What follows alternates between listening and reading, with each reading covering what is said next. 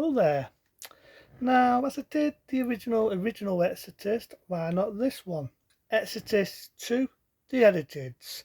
Say that again, Exorcist 2, The Editeds. Now, I know I've been on reviews and I've looked at people's reviews. You're trying to, this is considered the worstest one.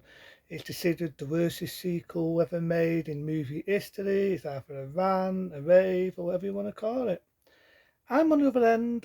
I'm not going to offend the film, but I'm not going to rant on it. Because compared to some sequels I've seen, what a piece of fucking shit. This one, I didn't think it was that bad, but I don't think it was dating either.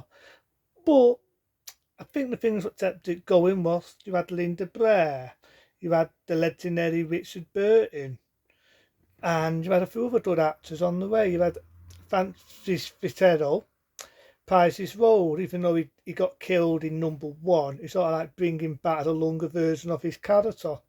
Considering he wasn't that old when he did the first Exorcist film, I found that one quite amusing, but they made him look long, even though he was long, and so on.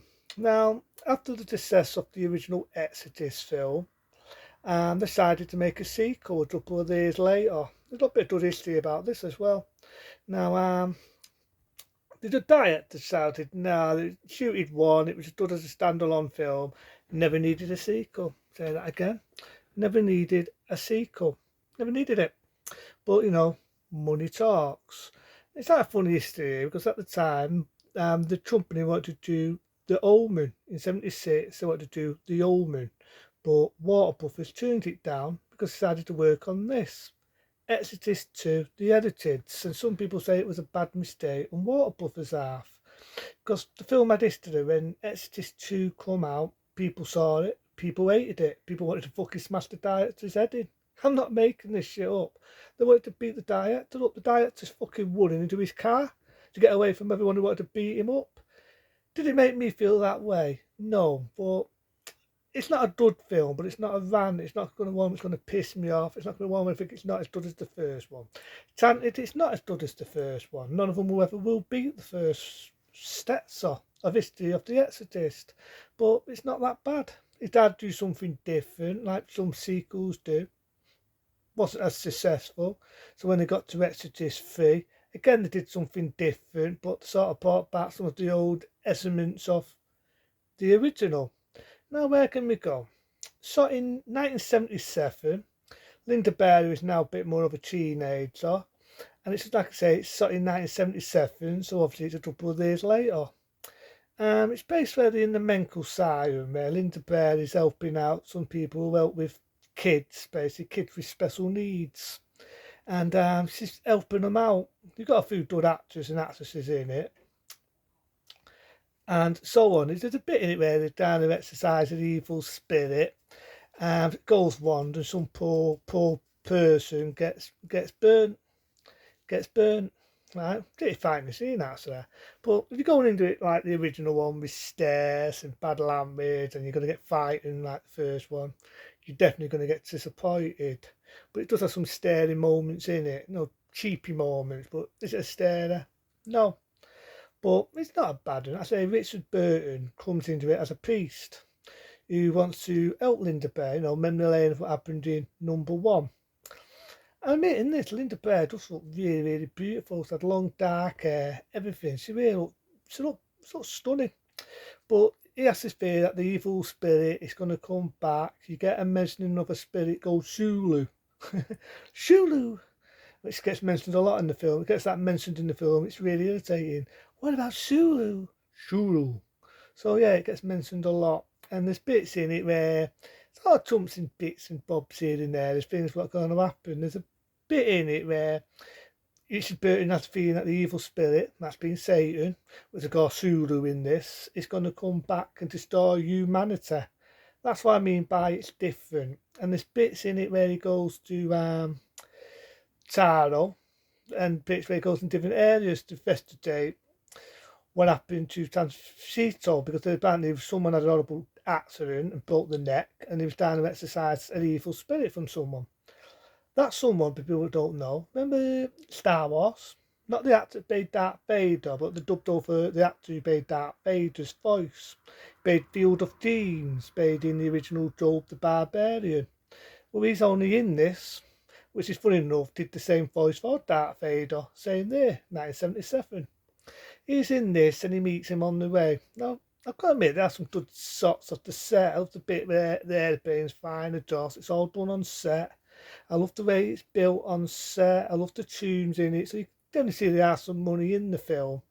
There's bits in it where he's down, but they have this weird light boob and he's down and not Linda Blair a freak and this light boob. It makes a really annoying noise after the bit. It goes woo woo woo woo. It's really annoying, but not as annoying as the bit where he's in this place and you've got a bug. It's supposed to be frightening, but it comes across being irritating and laughable.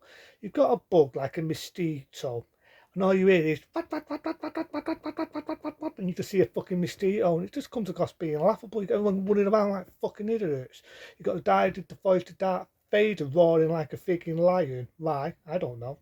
But it just comes across being laughable and irritating. You got the fucking light bulb of Linda Bear to her eyes like that, looking doped as a fart, and this fucking light bulb going woot woot woot woot woot woot. There are some good bits in it. There's a bit in it where it shows flashbacks of what happened when she was possessed. Obviously a different actress because Linda Bear didn't want to put the makeup on again.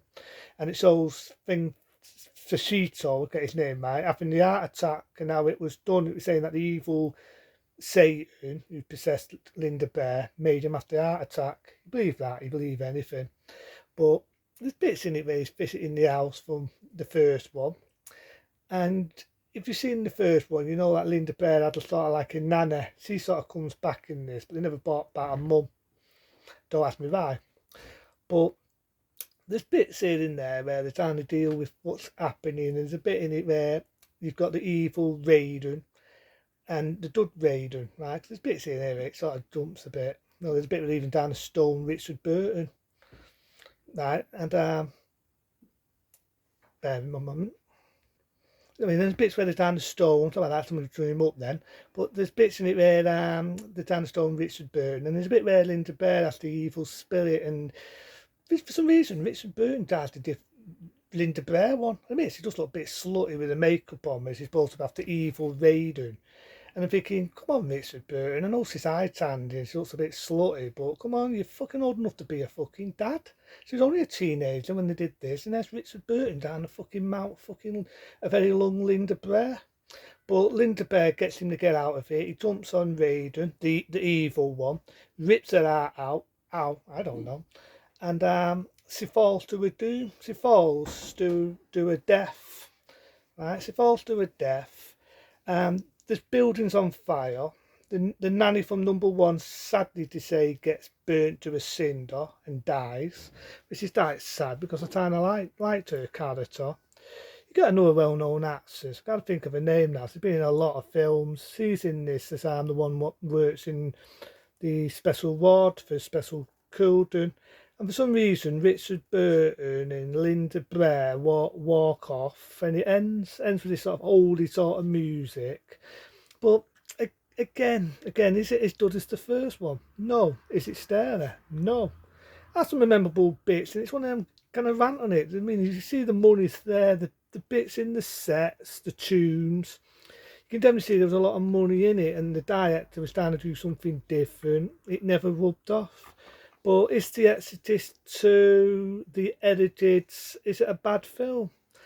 I'd say it's okay to watch if you told us some sequels, but compared to some of the sequels what I've ranted on, it's not as bad as what people make it out to be. But it's one of them, if people wanted to insult it, I couldn't offend it. I think what kept it going was the sets, the tunes. That had some good actors and good actors. You had Linda Blair, you had Richard Burton, may he rest in peace.